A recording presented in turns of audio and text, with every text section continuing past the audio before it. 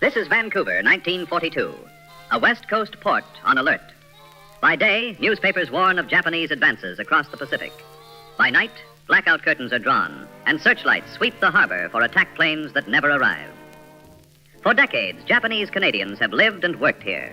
Fishermen and mill hands on Burrard Inlet, farmers in the Fraser Valley, shopkeepers and families around Powell Street, Paweru Gai, beside the old Hastings Mill. By 1931, about 8,000 people of Japanese origin call Vancouver home, over half in this district. Issei build businesses, temples, and a language school on Alexander Street. Their Nisei children are born here, speak English, and share streets and schools with white neighbors. Prejudice and legal barriers remain, but day by day, relations are slowly improving, a fragile belonging taking shape. Progress that war will soon put to the test, and for many, erase in a single stroke. We all know the rest.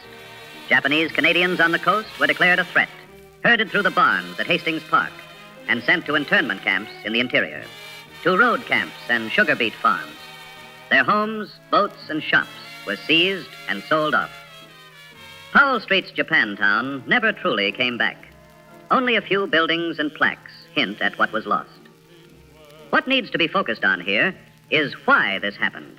How wartime fear didn't create anti-Japanese racism in Vancouver, but acted as the catalyst that wiped out fragile, hard-won progress. Before the war, the New Canadian, being the only Japanese-Canadian Vancouver-based publication allowed to print during the outbreak of the war and internment, printed headlines such as, "Social Assimilation a Reality. Japanese Canadians enjoy fullest rights," celebrating that Nisei were finally being accepted in Vancouver's social life. Even in 1940 and 1941, its editorials described anti-Oriental prejudice as limited to a very few people.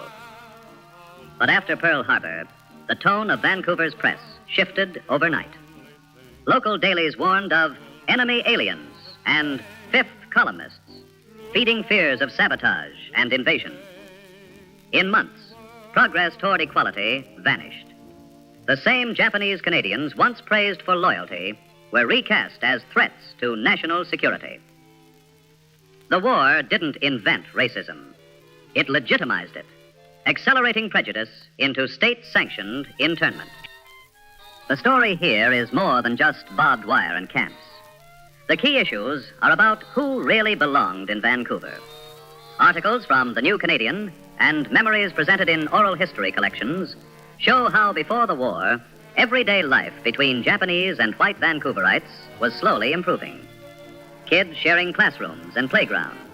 An article celebrating social assimilation and fullest rights blazed on the newspapers. At the same time, laws still barred Japanese Canadians from voting and from many professions. And government reports quietly listed them as enemy aliens. RCMP and Department of Labor investigations found no evidence of sabotage. Yet those same people were the ones pushed through Hastings Park and sent inland. So the core issues are belonging, security, and how much power the state claimed over an entire urban community. Well, well, this history tells us that Vancouver is not just a city of glass towers and multiculturalism, but a place where belonging was once conditional for some. Powell Street's erased Japantown shows how quickly a community can be sacrificed when fear and racism line up with state power.